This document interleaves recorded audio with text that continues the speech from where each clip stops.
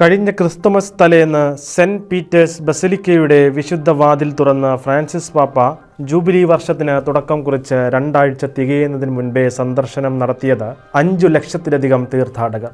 സുവിശേഷവൽക്കരണത്തിനായുള്ള ഡിക്കാസ്റ്ററിയുടെ prefect കർദിനാൾ റിനോ ഫിസിഷലെയാണ് ഇക്കാര്യം വെളിപ്പെടുത്തിയിരിക്കുന്നത്.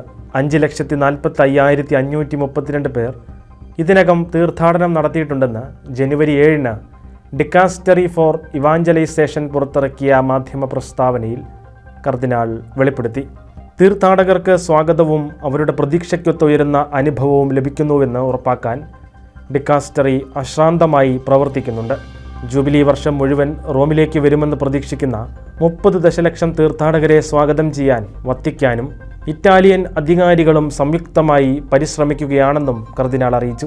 വിശുദ്ധ വർഷത്തിൻ്റെ ഉദ്ഘാടനത്തോടനുബന്ധിച്ച് വത്തിക്കാനിലെത്തി ജൂബിലി ആഘോഷത്തിൽ പങ്കുചേരാനും പൂർണ്ണ ദണ്ഡവിമോചനം സ്വീകരിക്കാനും ലോകമെമ്പാടും വിവിധ തീർത്ഥാടന പദ്ധതികളാണ് ഒരുക്കിക്കൊണ്ടിരിക്കുന്നത്. സെന്റ് പീറ്റേഴ്സ് ബസിലിക്കയിലെ വിശുദ്ധ വാതിലിന് പുറമെ Saint John Lateran archbasilica, Saint Mary major basilica, Saint Paul basilica, റോമിലെ റബിബിയ ജയിൽ എന്നിവിടങ്ങളിലായാണ് വിശുദ്ധ വാതിൽ തുറന്നിരിക്കുന്നത്.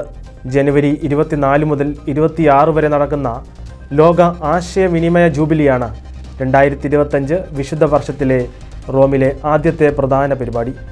ലോകമെമ്പാടുമുള്ള ആയിരക്കണക്കിന് മാധ്യമപ്രവർത്തകർ ചടങ്ങിനായി റോമിലേക്കെത്തും.